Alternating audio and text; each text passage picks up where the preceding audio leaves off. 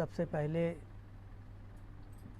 मैं अपने शहर के तमाम शहरियों की अदालत में आपके मीडिया के ज़रिए इंसाफ और जो मेरे साथ धोखा हुआ है, मैं अपने शहर की आवाम से इंसाफ का तलबगार हूँ।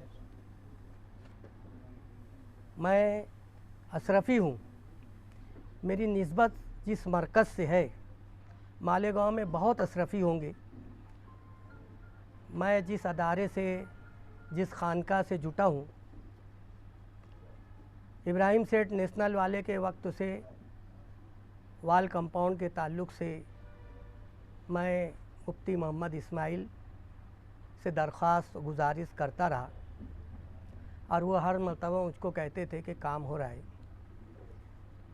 इब्राहिम सेठ दुनिया से चले गए, वो काम नहीं हो पाया।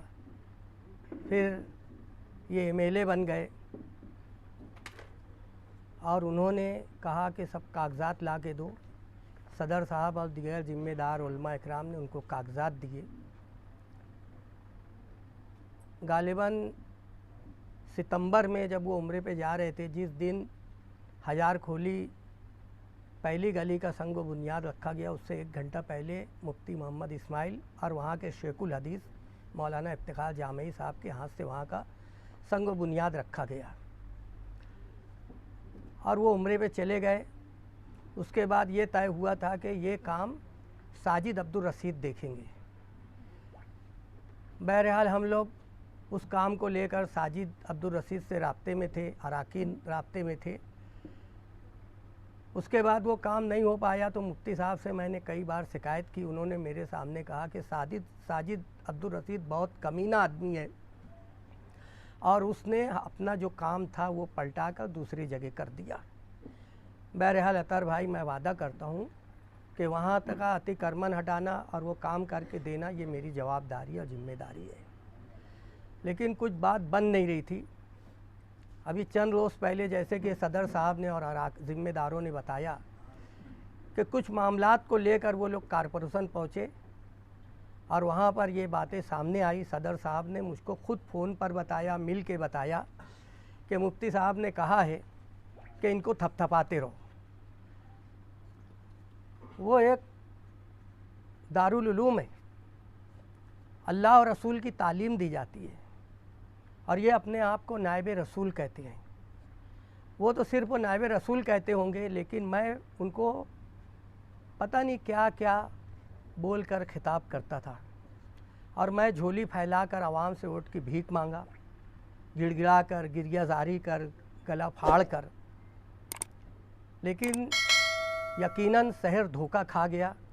कहीं ना कहीं उसका मैं मुजरिम हूँ। आपके मीडिया के ज़रिए मैं अपने शहर की तमाम आवाम से अल्लाह और रसूल का वास्ता देकर माफ़ी का तलबगार हूँ कि यकीनन मैं भी और शहर को लोगों ने भी बहुत बड़ा धोखा खाए। मैं उनके दारुल खैर पे कहता था कि मुझे कोई मकाम और मनसब नहीं चाहिए। अगर कौम और मिल्लत के लिए दारुल खैर पर अतर अशरफ़ी को झाड़ू देना पड़ेगा तो मैं झाड़ू भी दूंगा। आप लोग गालिबन इस बात के गवाह होंगे। बहरहाल इस हादसे ने मेरे दिल पर नस्तर मारा, क्योंकि वहाँ से मेरा रूहानी रिश्ता है। मैं इस धोखे पर हज़रत मौलाना मुफ्ती मोहम्मद इस्माइल की मज़म्मत करता हूँ और हमेशा हमेशा के लिए उनका साथ छोड़ने का ऐलान करता हूँ कि ऐसे धोखेबाज के साथ रहना अपनी मिल्लत को धोखा देना है। मैंने ज़िंदगी में नहीं सोचा था कि मुफ्ती साहब को छोड़कर कहीं जाऊंगा। मैं कहता था कि अगर मुफ्ती साहब छूटे तो मैं सीधा घर जाऊंगा। लेकिन मुफ्ती साहब ही कहते हैं कि खिदमत खल्क के लिए सबसे बेहतरीन रास्ता सियासी रास्ता है। तो मैं अल्लाह से रुजू हुआ। दिल मुतमईन नहीं था।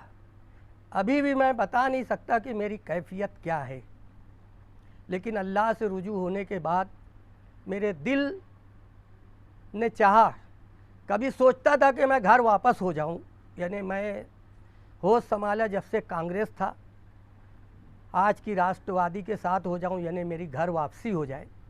लेकिन अल्लाह से रुजू होने के बाद मेरा दिल, दिमाग, मेरा रूह, मेरी ज़मीर ने ये फ़ैसला किया कि जिस पार्टी के जियाले वर्करों ने कभी पाप के घड़े का, कभी बैटरी लेके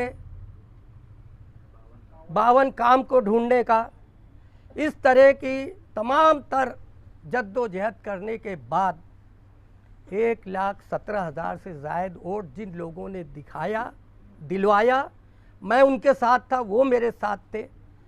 तो अगर आवाम को बचाना है और वाकई में हमें मिल्लत का और मुल्क का दर्द है, तो मेरी सोच बनी कि मैं समाजवादी पार्टी से जुटूं, और मैंने फ़ैसला किया और मेरा फ़ैसला आपके सामने है। आप सबके सामने मैं ये वादा करता हूँ कि ज़िंदगी की आखिरी सांस तक मैं खानवादे निहाल अहमद के ज़ेरे साया परवान चढ़ने वाले लोगों के साथ, चाहे उनके वर्कर हों या घर के लोग हों, वफ़ादारी, दयानतदारी, ईमानदारी से चलूँगा, सिर्फ़ इस मकसद के लिए कि मेरे शहर का भला हो, मिल्लत का भला हो। मैं इंशाअल्लाह ताला एक मामूली, वो मुझे सरपरस्त तो माने, जो भी मानी, लेकिन इंशाअल्लाह ताला उम्र में मेरे से बहुत छोटे हैं, लेकिन अल्लाह ने उन लोगों को एक मकाम दिया, एक कुर्सी दी है। और मेरे वालिद साहब अलैहिर्रहमा हमेशा कहते थे, जिसकी कुर्सी है उस मकाम और उन मनसब के मुताबिक उनको मानना चाहिए। तो वो मेरे लीडर हैं, शान हिंद मोहतरमा शान हिंद साहिबा मोहम्मद मुस्तफ़ा अल-मारूफ मुस्तकीम डिग्नेडी, और इनके सरपरस्ती करने वाले साजिदा मैडम साहब और तमाम वर्कर निहाल साहब के, मैं सब उन सब के मातहत रह कर काम करूँगा, इस मकसद के तहत कि मेरे शहर का भला हो, मिल्लत का भला हो। यकीनन इस बात का मुझे एहसास होता था, लेकिन मैं बहुत मर्तबा मशवरा भी देता था कि हमको ऐसा करना चाहिए, हमको ऐसा करना चाहिए।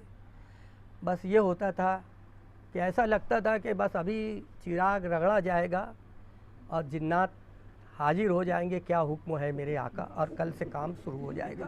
क्या ये बात समझने में आपको 5 साल पूरे लग गए? देखिए, मैंने शहर की आवाम से माफ़ी मांगा इस बिना पे कि मुझे लग रहा था कि शहर की आवाम के साथ धोखा हो रहा है, लेकिन बस ऐसा था कि फ़ैसला नहीं कर पा रहा था मैं।